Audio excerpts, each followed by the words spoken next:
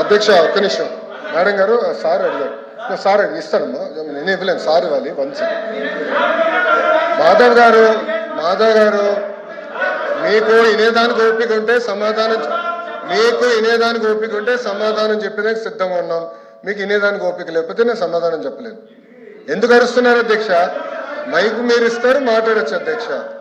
ఎందుకు అరుస్తున్నారో నాకు అర్థం అవట్లేదు అధ్యక్ష. దయచేసి కూర్చోండి, ఎందుకు కంగారు పడుతున్నారు? ఒక్క నిమిషం సమాధానం చెప్పమంటారా వద్దా?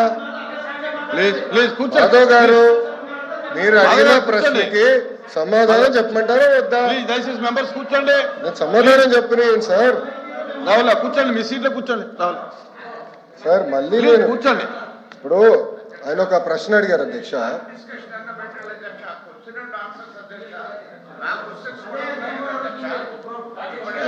ఇప్పుడు అధ్యక్ష నన్ను సమాధానం చెప్పాలి అధ్యక్ష, ఎందుకంటే మంత్రి గారు మాట్లాడతారు. కూర్చోండి వీర్రాజు గారు కూర్చోండి. కూర్చోండి ప్లీజ్, మెంబర్స్ కూర్చోండి ప్లీజ్, మెంబర్స్ కూర్చోండి. అమ్మా 2000 మాట్లాడదు కూర్చో. అధ్యక్ష ఇప్పుడు అడిగిన ప్రశ్నకి నేను సమాధానం చెప్తున్నాను. ఓకే మీరు అడిగారు ఇంకా కొన్ని కంపెనీలు ఆంధ్ర రాష్ట్రానికి తీసుకురాండి, లేదంటే పక్క రాష్ట్రాలకు వెళ్తున్నాయి. ఎస్, ఇప్పుడు ఈరోజు భారతదేశంలో 100 రూపాయలు పెట్టుబడి వస్తే దాంట్లో సుమారుగా 25.3 రూపాయలు ఆంధ్ర రాష్ట్రానికి వస్తున్నాయి. 25 పూర్తి చేయండి సార్. కూర్చో స్వామి సార్, వినవయ్య స్వామి. అదే గారు ఇప్పుడు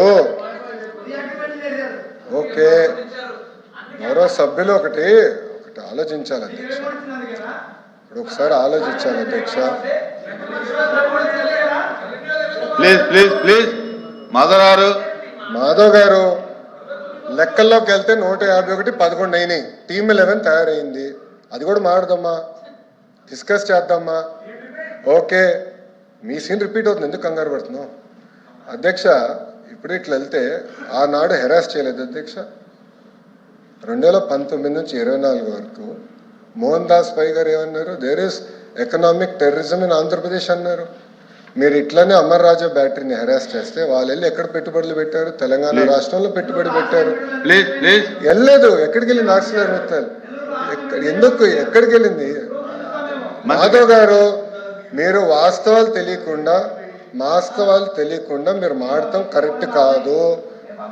ఆర్సిలర్ మిత్తల్ ప్రాజెక్ట్ ఉత్తరాంధ్రకు వస్తుంది. మేము భూములు కేటాయించాం, ఎన్వైరన్మెంటల్ క్లియరెన్స్ చేయించాం.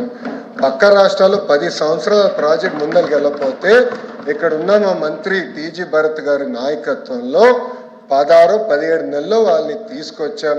That is going to be India's largest steel plant. ఒక విశాఖపట్నంలో 2వ స్టీల్ సిటీ మేము కట్టబోతున్నాం. ఎందుకు కంగారు పడుతున్నారు? ఎందుకు అధ్యక్ష? అన్ని ప్రశ్నలు సమాధానం చెప్తున్నా. మాధవ్ గారికి కొంచెం బీపీ ఎక్కువైంది, బీపీ బిల్ ఇవ్వండి, కొంచెం కామ్గా ఉంటారు. ఇప్పుడు ఆయన గూగుల్ గురించి ఒక ప్రశ్న అడిగారు అధ్యక్ష. న్యూస్లో వచ్చింది గూగుల్ ఎక్స్పాన్షన్ ఒక రాష్ట్రంలో చేస్తున్నారు. అక్కడ ఏం రాశారు? చాలా స్పష్టంగా ఆఫీసు అద్దెకి తీసుకుంటున్నారు అని వాళ్ళు చెప్పారు. ఇప్పుడు నేనేమంటున్నానంటే అధ్యక్ష, దాన్ని పూర్తి చేయమంటారా? ఎల్ఓపి గారు, you can not dictate terms. Let me answer my question. Madhav గారే ప్రశ్న వేస్తారు, మాధవ్ గారే సమాధానం అధ్యక్ష, బేసికలీ నాకు అర్థమైంది ఏంటంటే ఆంధ్ర రాష్ట్రానికి పరిశ్రమలు రాకూడదు అనేది ఒక లక్ష్యంగా పెట్టుకుంది వైకాపా పార్టీ. ఎన్నో పరిశ్రమలు తరమేయాలని ఒక లక్ష్యంగా పెట్టుకున్నారు. అధ్యక్ష నేను సూటిగా ప్రశ్నిస్తున్నా, టీసీఎస్ కి భూమి ఇస్తాం తప్ప, కాగ్నిసెంట్ కి భూమి ఇస్తాం తప్ప, మదర్సన్ కి భూమి ఇస్తాం తప్ప. It is the government policy. Government ఏ నిర్ణయం తీసుకుందంటే పక్క రాష్ట్రాలతో మనం పోటీ పడాలి. విశాఖపట్నంలో ఐటీ ఎకో సిస్టమ్ లేదండి. It is a fact. IT ecosystem ఎక్కడుంది? మీరు 5 సంవత్సరాలు ఏం చేశారు? ఒక కంపెనీ పట్టుకొచ్చారా విశాఖపట్నం? సరిగ్గా ఇన్ని మాటలు మాట్లాడతారు. మేము 18 నెలలు పట్టుకొచ్చాం, 18 నెలలు ఇన్ని కంపెనీలు పట్టుకొచ్చాం. ఆర్సిలర్ మిత్తల్ విశాఖపట్నానికి వచ్చింది, ఈ రోజు టీసీఎస్ విశాఖపట్నానికి వచ్చింది, కాగ్నిసెంట్ విశాఖపట్నానికి వచ్చింది. ఈ రోజు పెద్ద ఎత్తున రియల్ ఎస్టేట్ డెవలపర్స్ మేము పట్టుకొస్తున్నాం విశాఖపట్నానికి. Please. వాళ్ళకి మార్కెట్ ప్రైస్ వాళ్ళకి భూములు కూడా కేటాయిస్తాం జరుగుతుంది. Yes, it is a policy of this government. మేము ఇన్ఫ్రాస్ట్రక్చర్ బిల్డ్ చేయాలి. టూరిజం మంత్రి గారి నాయకత్వంలో టూరిజం పాలసీ కింద హోటల్స్ మేము కట్టాలి. ఎందుకంటే అధ్యక్ష, మేము నేను ఐపీఎల్ మ్యాచ్ జరిగినప్పుడు వెళ్ళా, అక్కడ ఒక ఫీడ్బ్యాక్ వచ్చింది, ఇక్కడ హోటల్స్ లేవు, ఉండాలంటే మాకు హోటల్స్ లేవని వాళ్ళు కూడా ఫీడ్బ్యాక్ ఇచ్చారు. హోటల్స్ కూడా కట్టాలి, కన్వెన్షన్ సెంటర్ కట్టాలి, ఒక ఎకో సిస్టమ్ ఏర్పాటు చేయాలి. అధ్యక్ష 1994 నుంచి 2004 మధ్యలో కూడా ఆనాటి ముఖ్యమంత్రి చంద్రబాబు నాయుడు గారు అతి తక్కువ ధరలో ఆనాడు హైదరాబాద్ లో భూములు కేటాయించారు కనుకనే ఐఎస్బి హైదరాబాద్ లో ఉంది, మైక్రోసాఫ్ట్ హైదరాబాద్ లో ఉంది, ఇన్ఫోసిస్ హైదరాబాద్ లో ఉంది, టీసీఎస్ హైదరాబాద్ లో ఉంది.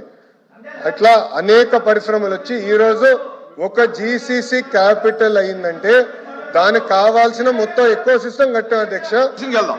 ఇది దాంట్లో భాగంగా ఎకో సిస్టమ్ బిల్డింగ్ అనేది చాలా చాలా అవసరం. ఎకో సిస్టమ్ లో హోటల్స్ రావాలి, హాస్పిటల్స్ రావాలి, సోషల్ ఎకో సిస్టమ్ క్రియేట్ చేయాలి, కంపెనీకి వాక్ టు వర్క్ క్రియేట్ చేయాలి అధ్యక్ష.